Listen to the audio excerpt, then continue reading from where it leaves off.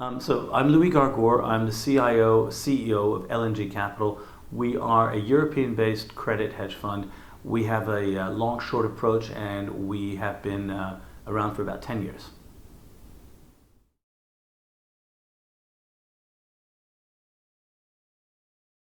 I believe that risk professionals and investment professionals are not speaking as often as they ought to, and certainly not about the risks inherent in investments. Today's FT, for example, had a $2 billion foreign exchange fine. I believe that the risk professionals within banks have not been speaking to the FX traders. What are you doing? Are you manipulating, looking for trends, looking for correlation? So no, I think there could be more work done on that topic.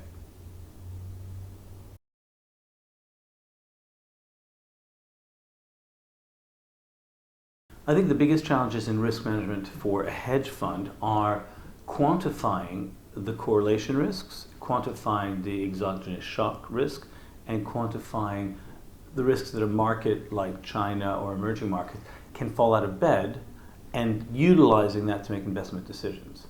So that's the risk. The second biggest risk is obviously one that we've talked about a lot, is liquidity.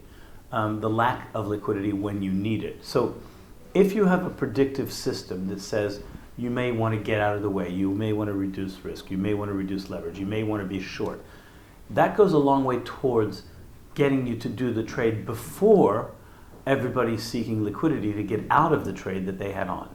So in other words, you want a risk-based system that's forecasting, that's predictive, that's telling you, giving you signals to get in or get out of certain trades.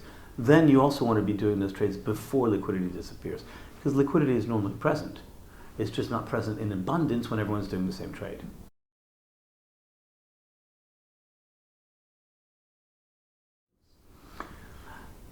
So the current risk measures, I think, are not predictive enough. This comes back to the earlier point. Current risk measures are not predictive. They are not signaling that certain markets are either prone for a sell-off, exhibiting more volatility than they ought to, or like flash crash, like the Treasury move, like the China devaluation, like the subsequent Chinese move in the equity markets. Risk measures are not giving us signals to trade.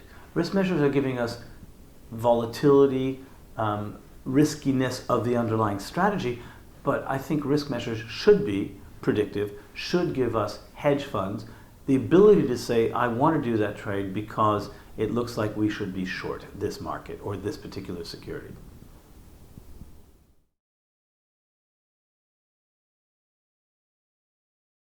Yeah. Okay, so if you look at a hedge fund, it's usually a consortium of people with different skills.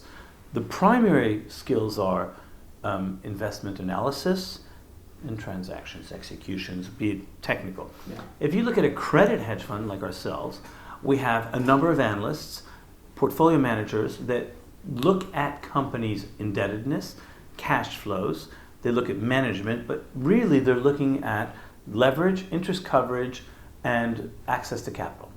So what do? We do the same work as a direct lending fund or an SME lending fund or a factoring fund or a trade finance fund. We'll look at a company, we'll look at its cash flows, look if it can have more indebtedness, and determine what the level of yield is appropriate, what the appropriate yield is for that company. So I think certain hedge funds are very good at lending money to business. Certain funds are not. Equity might not be suited. So the answer is yes. Really interesting area. And it also comes back to the point that if capital is available at 0.5% or 1%, then, and the banks cannot lend because of Draghi and because of restrictions on the capital ratios, Yeah. somebody else steps into that void, and that somebody else are people that are borrowing from banks at a higher rate but are able to make that work because they're very effective and efficient at lending money.